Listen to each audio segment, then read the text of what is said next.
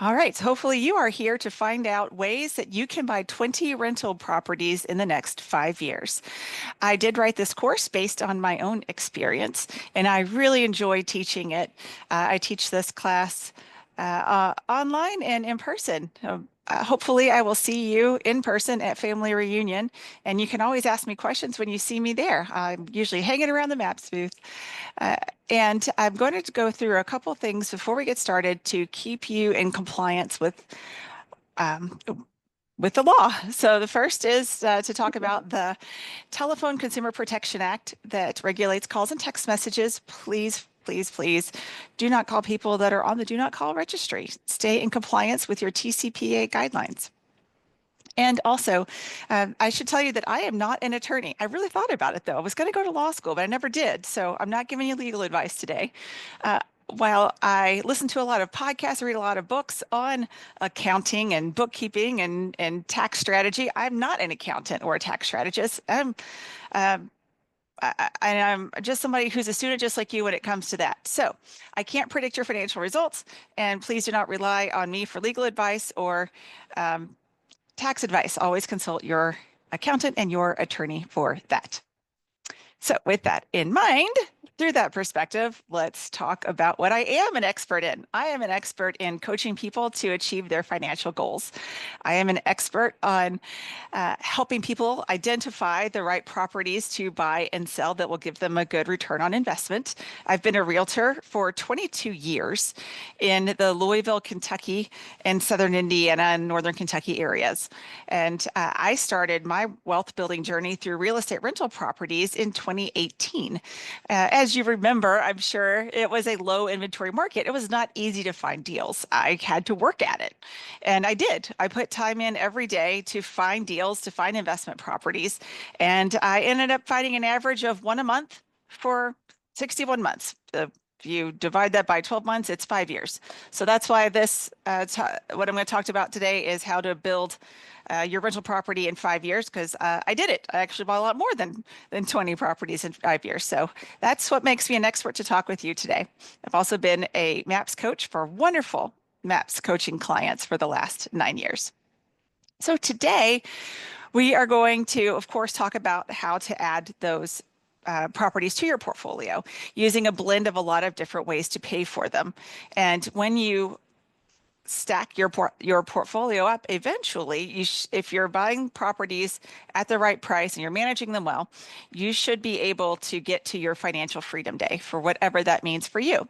So hopefully uh, you've made a plan already for what your financial freedom day is. Hopefully you've written out the steps to get there. If not, as I said, keep tuning into that MAPS YouTube channel and look at my previous recordings on that. So today, what I'm going to share with you is just one way to get to financial freedom day.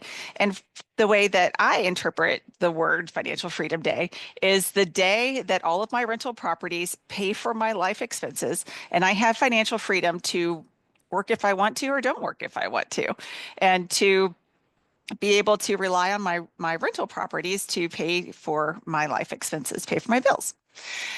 The plan that I'm going to show you today, the example that I'm going to show you today, is based on a person or a couple who are planning to make $100,000 next year from their job. If that doesn't describe you, though, please don't leave. Stick around. You're still going to learn something, and you will get to a point. I hope that you're making $100,000 a year from your job.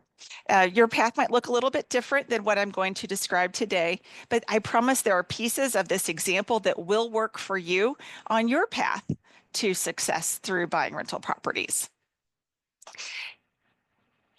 This is the only slide I'm going to use to kind of goes into detail on the different properties. So feel free to take a picture of it. And then you can go and research each of these different ways to pay for properties later. But I will go through each of these now. And then we'll talk about how they stack and work with each other, how you use them together to build your portfolio. So the first one that you see here says it's just a down payment on a primary residence. Um, have you ever bought a rental? Have you ever bought a house for yourself that you live in? Sure. Of course, we all have.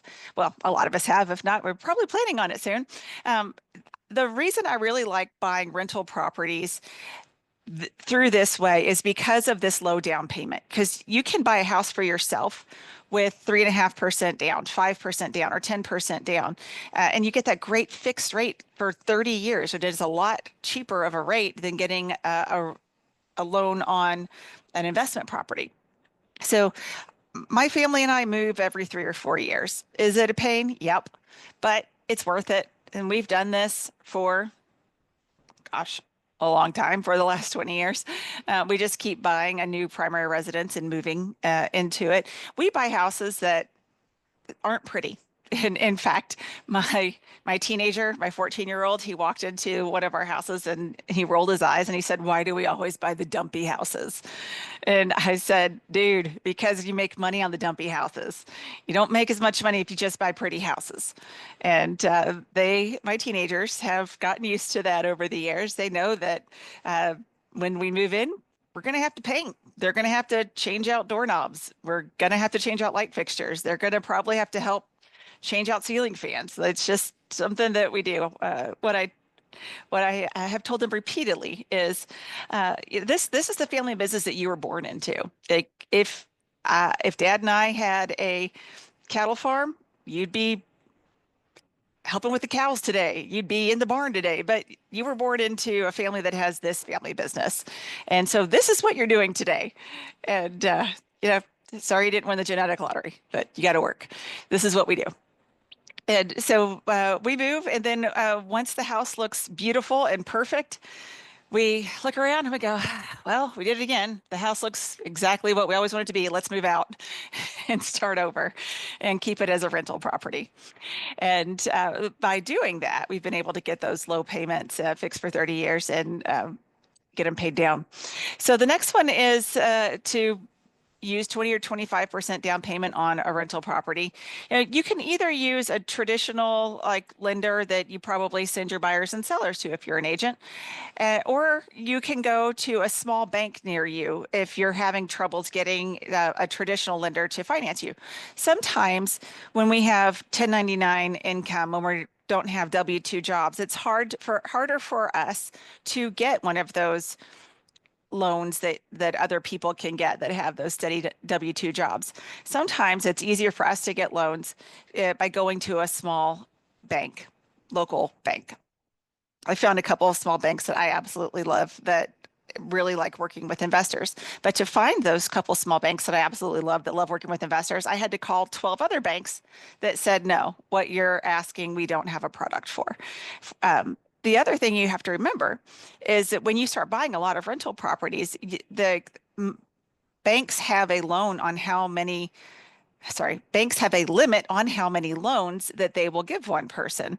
So we ended up, my husband and I ended up getting to our limit on what banks, a lot of banks would lend to us because we already had so many mortgages in place already. I think it was when we got to 6, like Fannie Mae mortgages, that banks were like, "Yeah, our bank doesn't do more than 6." But I know there are some banks that will do up to 10. But after you get past, after you have 10 Fannie Mae loans, then banks will say, "I'm sorry, our bank can't do it. Have you tried that bank down the street? They have in-house loans." Sometimes they're called portfolio loans. Sometimes they're called commercial loans, even though it's on residential real estate. So that's why I had to call a lot of different local banks and tell them, like, "This is how many mortgages I already have. Are you still interested in talking to me?"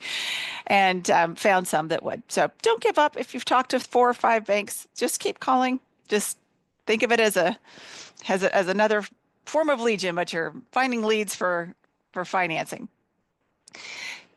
So the next item that you see here is the home equity loan with fixed payments. And I just want to really quickly talk to you about the difference, if you're just getting into this, between that and a HELOC.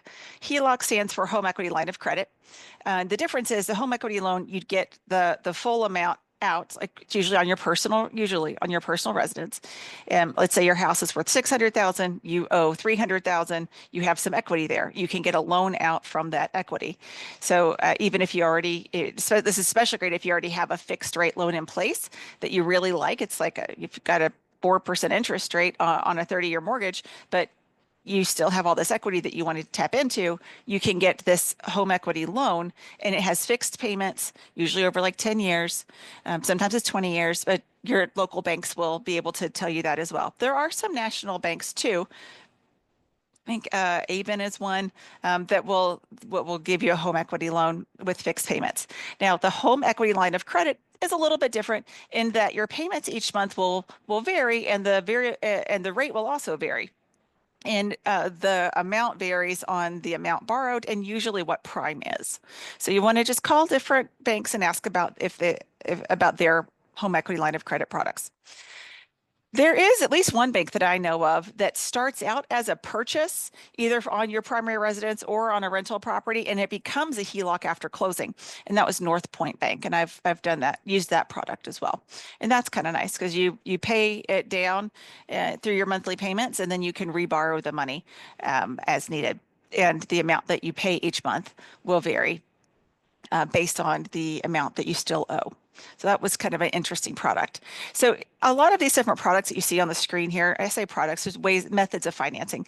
They make sense for one scenario, but not in another. So it's nice to have all of these tools in your tool belt, and so that when you need one, you know where it is and why it's necessary. If you imagine an actual tool belt, you'll have like a hammer in it, and you have a screwdriver in it, and you have a wrench, and if you need to screw something, you don't need the hammer, but you need the screwdriver. And sometimes you need the wrench. And sometimes you don't need any of them and you don't know what tool you need next. And you go to talk to other investors and talk to realtors about what other tools are out there that could help you. So that's my toolbox analogy regarding financing. And just keep that in mind. The next item that you see is hard money lender, and then you see private money lender. Some people use these words interchangeably. If you want to get technical about it, a private money lender is just a person that you know who wants to invest money, but they don't want to actually own the house. They're just looking for a place to park their money and get a return on it, a certain interest rate. Usually they lend it out for like 1 or 2 years, and that's but maybe longer. And it's usually just somebody who doesn't want to be a landlord, but they want to get a better interest rate on their money than just putting it at the bank. And a hard money lender is many times a company that does this over and over, and they have like flyers and they have like written procedures and they have standards on here's who we lend money to. This is our procedure for lending it out. This is whether or not we need draws. This is how often you're going to pay us back. This is when you need to pay the full balance back. So that's a difference between hard money lending and private money lending. Usually with hard money lending, they already have their terms like on a piece of paper, and they're like going to hand it they're going to be able to explain it to you. Here's our terms of our loans. And a private money lender is somebody that you just negotiate with and you come up with your own arrangement. That's different than having an equity partner. An equity partner is someone who has actual equity in the rental home with you. So they actually own a little bit of it. Versus hard money lender and private money lenders, like they're just loaning you the money, but you own the asset. The next item that you see is seller financing. And with seller financing, that's where you buy a house from someone and you make the payments to them over time. And then eventually, a lot of times you'll refinance it, or you just pay them off completely, and you never refinance it with a bank. A 1031 exchange is where you sell one piece of real estate for another piece of real estate that is an investment property. So you sell a rental property to buy a rental property, and you don't take the profit in the middle. Someone called a intermediary, a qualified intermediary, holds that profit in the middle in between selling this rental property and buying the next rental property. You can also use a qualified opportunity fund to delay capital gains between selling one asset that you owe capital gains on and buying a rental property in an opportunity zone. There's a lot of rules about that too, and there's a really great website if you go Google opportunity zones and then Google opportunity zone map to see where the opportunity zones are near you. There's some great tax advantages to using opportunity zones for buying rental properties. And finally, the other thing that I'll talk about before we talk about how all of these go together is the BRRRR method, BRRRR. It stands for buy, renovate, rent, refinance, repeat. It's also known as a cash out refi loan. And this is one of my favorite ways to pay for rental properties, as I'll show you in just a few minutes. So now I'm going to show you how these can all go together, how you use one for different situations. And it's going to be normal for your brain to say, well, I can't do that because blah, blah, blah. That's okay. But just try to be open-minded. You could say, well, I might not be able to do that because of blah, blah, blah, but I could do that if blah, X, Y, Z, right? Just stay open-minded and hang with me. I promise you're going to learn something today. So in this example plan that I'm going to walk you through today, here's what happens in year one. In year one, let's just pretend that you start this next year, 2025, January. You're going to open up a savings account just for emergencies. You're going to put some money in it and don't touch it. You're going to open up another savings account for buying rental properties. The first one was for personal emergencies. Second one is for buying rental properties. Then you're going to open up a savings account for repairing and improving rental properties. You want to have some savings in there so that if a tree falls on a rental property, you're not putting the repairs on a credit card, that you actually have a savings account for for repairing and improving rental properties. So you've got one for buying them and one for repairing them. You'll also want a savings account for paying taxes. When you have rental properties, you're going to be paying property taxes and income taxes. And if any of your rental properties are short-term rentals, like you're renting them out by the week, you're also going to have local taxes in addition to that. Sometimes they're called sales and use taxes. Sometimes they're called hotel tax. Sometimes it's called a transient tax. Different counties, states, and cities will call it different terms, but I am 99% sure that your city wants a short-term rental tax in addition to the other regular income taxes for the city. That's what I've found and everywhere I've looked at doing short-term rentals. So what you'll want to do is transfer cash into those accounts weekly or monthly to ensure that there's always money in there. Why? Because if we just see a whole bunch of money sitting in our personal account, there's might have an urge to spend it. And then when it's time to pay taxes, not have the money to pay taxes, which is not a great place, right? Great position to be in. So that's step one, is setting up all of those savings accounts.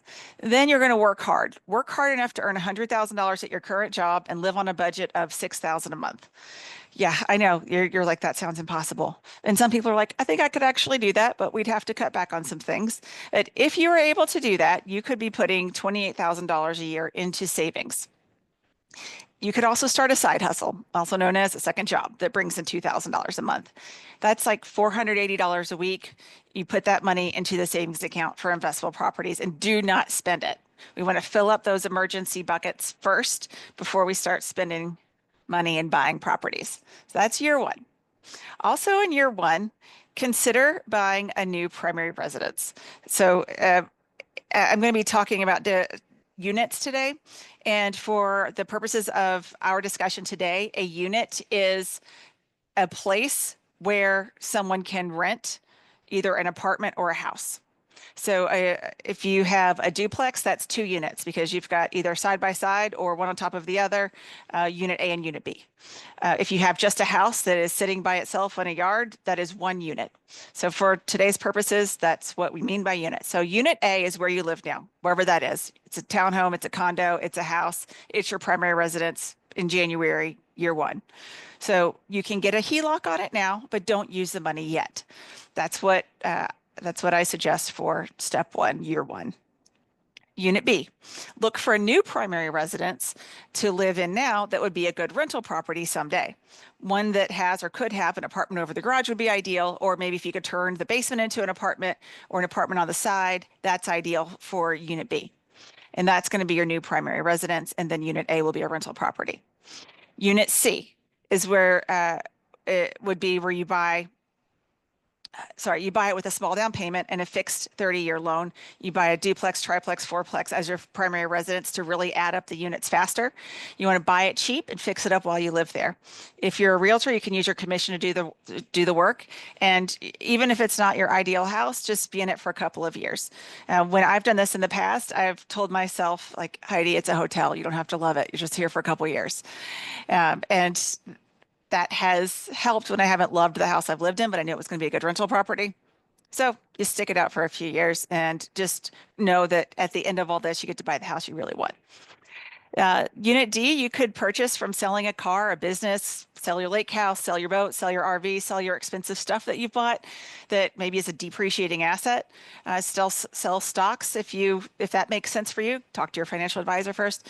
If it's not the best use of your money, you can use that money as a down payment for a good rental to buy in year one.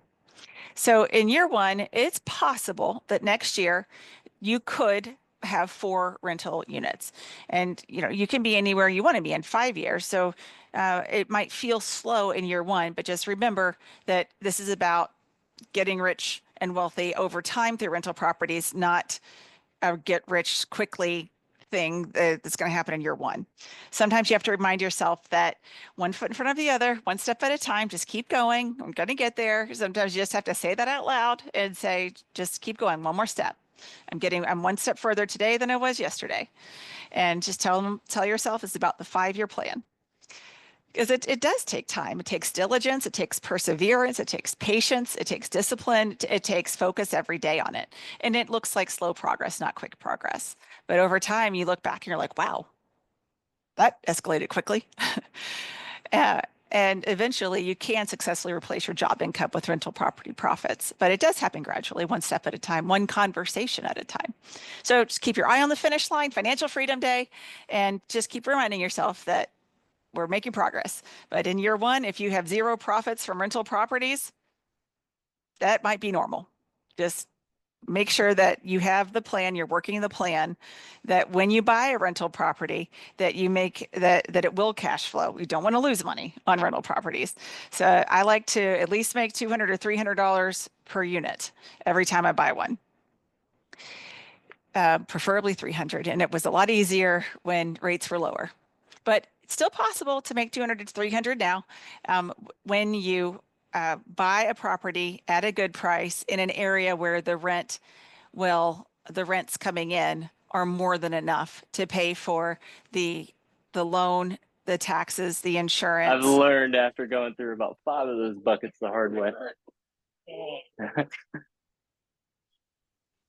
And so, Haley said she found a house in Suffolk. Excuse okay, me, please mute yourself. everybody check your mute button. Thank you. So Unit E would be something that comes along in year two, and you can purchase it by using that HELOC from Unit A and then pay down that HELOC aggressively so you can reuse it later. Unit F, you could purchase through seller financing. Unit G, you could purchase with the $28,000 of savings from your job from year one and a loan for the rest. And keep that side hustle going to fill up that emergency fund until you've got 6 months of expenses in it. And at this point, like it's possible that you've got $7,000 coming in after PITI, principal, interest, taxes, insurance, that you can use for savings, repairs, improvements, and income taxes. So during year one, year two, do not spend the profits from your rental properties. Just keep them going into savings. In year three, this is where you purchase the next unit through a hard money loan or private money lender and with no down payment because that can potentially happen. And the next unit you could use for your HELOC on unit B that you got before turning it into a rental property. You need to get the HELOCs, the home equity line of credits on them while they're still a primary residence to get the best deals. And then you can use those as a small down payment on a new primary residence. Units J and K could be a duplex that you get for $200,000. Down payment's $50,000, which you have from the $28,000 that you saved from job one and the $24,000 that you saved from job two from the previous year. So this is how it's all starting to stack up and use them all together. Units L and M, you can purchase from selling unit G through a 1031 exchange in order to buy 3 more, which replaces G and adds unit L and M. Unit N in your portfolio is purchased from your savings from job number 1. Unit O is purchased from your savings from job number 2. And the price of the house and the amount of down payment that you need is going to vary city by city. In Some cities you can buy a great rental house for 150,000. In some cities it's 300,000. In some cities it's 600,000. So this is where local market research is critical, and you spend a little bit of time every day searching for the right place that's going to give you that cash flow. I never want you to lose money on a rental property. So make sure when you buy it that it's going to cash flow at least a little bit from day one. But don't count on that to pay your bills. That all that profit goes into savings. Then we get into year 5 and it starts getting really fun because you can really start to see the momentum and start to see some rewards for your efforts. In year 5, you can buy a new primary residence using a small down payment. And unit I then becomes a rental property when you move out, because that was the previous primary residence. Then you can buy units P, Q, R, S, and T as a package from a retiring landlord. If you don't know how to do that, I highly suggest you start going to your local real estate investor association meetings. There are landlords there that want to sell their package of rental houses and buy a commercial building. There are landlords there that want to sell their package of rental houses that they own and just retire. I run into these landlords all the time when I go to these networking events, and it's been a great way to find packages of houses. I just bought another package of houses this year from a landlord that wanted to get out of landlording and just go back to growing his business. His business was taking off and he wanted to just focus on that. So I bought his houses. And if you're wondering, how do I do that? You can do seller financing to purchase that from the retiring landlord, or you can go to one of those small local banks and tell those small local banks, here's what I'm trying to do. Do you have any loan products that could that would apply in this situation? And I've found these small local banks to help not only just help me figure out where I'm going to get the down payment from the equity and some of my other houses that were paid off, but then use that down payment through loans that they gave me to buy more houses in the future from retiring landlords.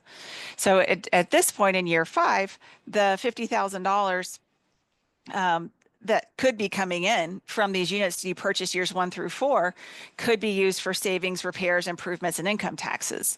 And as you can see from this example, it really starts to get momentum. It like builds like a snowball. Like you pick it up and you become known as someone who is buying houses. And so people bring you deals to purchase, and you start to just know people that would want to lend on it as well.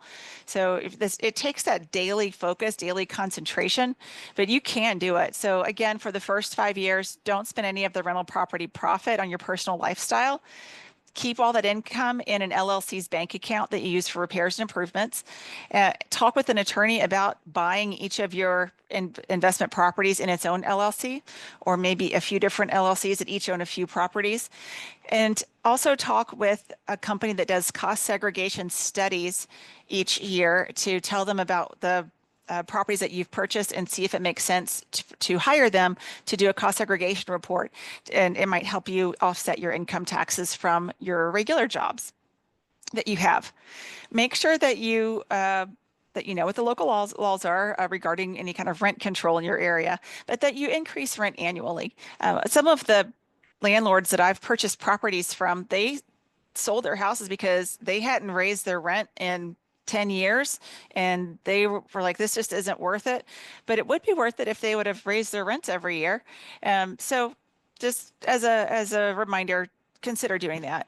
And then eventually your rent income will outpace the operating expenses and the loan payments enough to hire a property manager.